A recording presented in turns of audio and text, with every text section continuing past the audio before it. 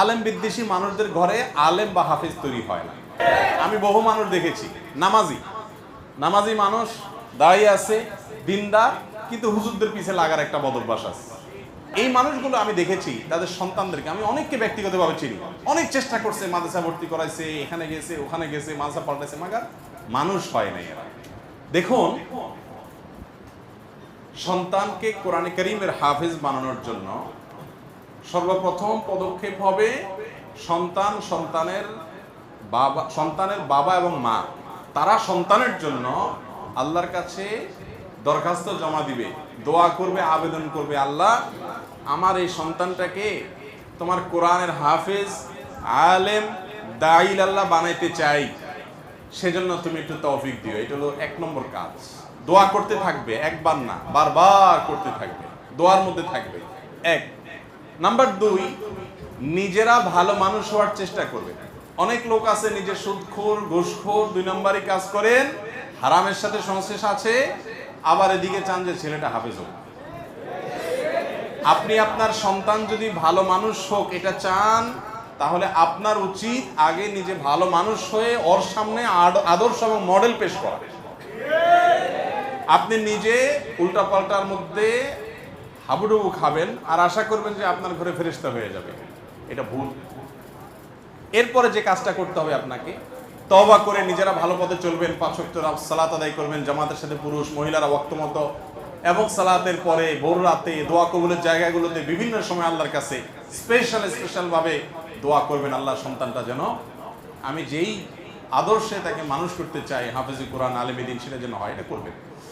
এরপর একাডেমিক পদক্ষেপ হিসাবে যে কাজটা করবেন প্রথম, সেটা হলো তার যখন থেকে সে আপনার কথা বলতে শিখে, তারপর আস্তে আস্তে তাকে আরবি অক্ষরগুলো উচ্চারণ করা শেখাবেন। অন্যান্য পড়া লেখা যেগুলো তার জরুরি সেগুলো তো থাকবেই।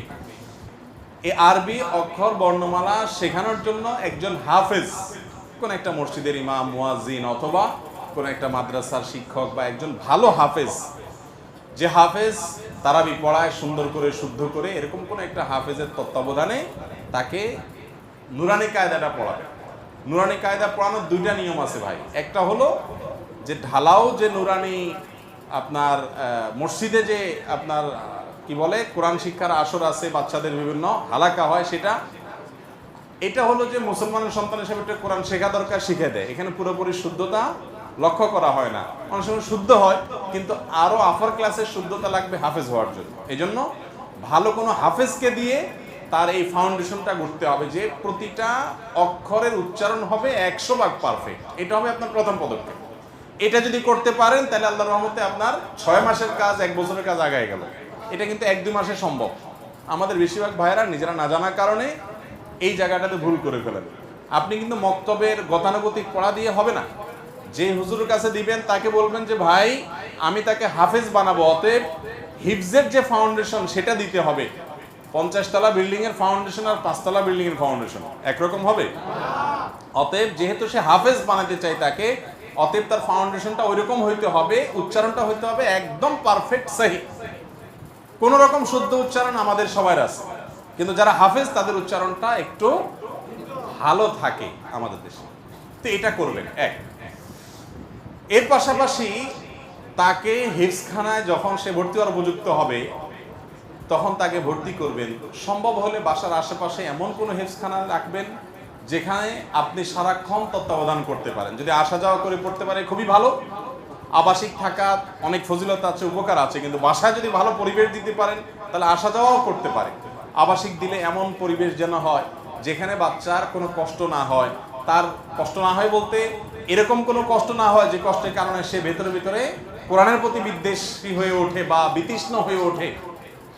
একজন সাহাবী বলেছেন, লা তুমিল্লা বিহাদাল কোরআন, আল্লাহর এই কোরআন দিয়ে মানুষকে বিরক্ত করিও না। মানুষ যতটুকু নিতে পারে তার চেয়ে বেশি তুমি দিলা, এত বেশি কোরআন পড়াইতে থাকলা যে সে নিতে চাচ্ছে না, তারপরেও জবরদস্তি দিতে চাইলা, তো অতিরিক্ত দিলে সে বিরক্ত হয়ে যাবে। এই জন্য আল্লাহর কোরআন দিয়ে কাউকে বিরক্ত করবা না। সেখানে একটা ছোট বাচ্চা, অতএব সে কতটুকু নিতে পারে, তার চেয়ে বেশি প্রেশার হয়ে যাচ্ছে কিনা, তারপরে টর্চার হচ্ছে কিনা, জুলুম হচ্ছে কিনা, এগুলো লক্ষ্য রাখতে হবে। এইসব বিষয়গুলো আপনি তত্ত্বাবধান করবেন, খেয়াল রাখবেন, মনিটর করবেন। 2 থেকে 3 জন আলেম ভিন্ন ভিন্ন, তাদের সাথে পরামর্শ করবেন কোনটায় দিলে ভালো হয়, কোনটায় মারামারি অতিরিক্ত টর্চার নাই, এবং ঢালাও বিছানা এক মশারিতে শোয়া সহ যে ঝামেলাগুলো আছে সেগুলো যেন না হয়।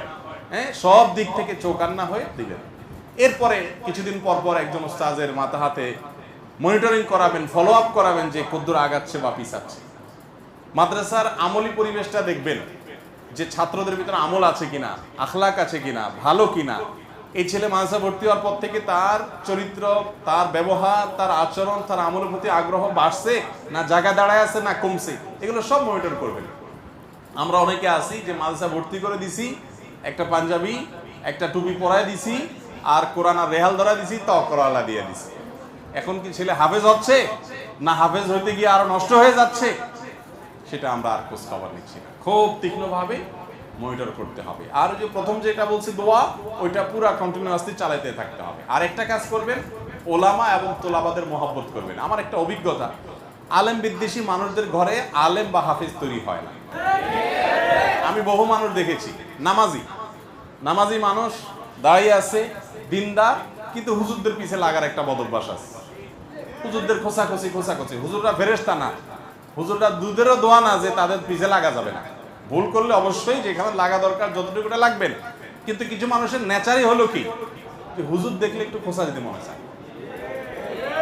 আবার এই মানুষগুলো আমি দেখেছি তাদের সন্তানদেরকে, আমি অনেককে ব্যক্তিগতভাবে চিনি, অনেক চেষ্টা করছে, মাদ্রাসা ভর্তি করাইছে, এখানে গেছে ওখানে গেছে, মাদ্রাসা পাল্টাইছে, মাগার মানুষ হয় নাই এরা। আর এর বিপরীতে আলেম এবং তালেম ইলমদের প্রতি ভালোবাসা থাকবে, স্নেহ থাকবে, মমতা থাকবে। আল্লাহ তাআলা সাধারণত এই ঘরে যদি অন্যান্য শর্তগুলো ঠিকঠাক মতো পূরণ করে হাফেজ আলেম তৈরি করে দেন, আলহামদুলিল্লাহ। অতএব আমাদের ভালোবাসবেন, তালেব ইলমদের ভালোবাসবেন। আল্লাহ আমাদেরকে তৌফিক দান করুন।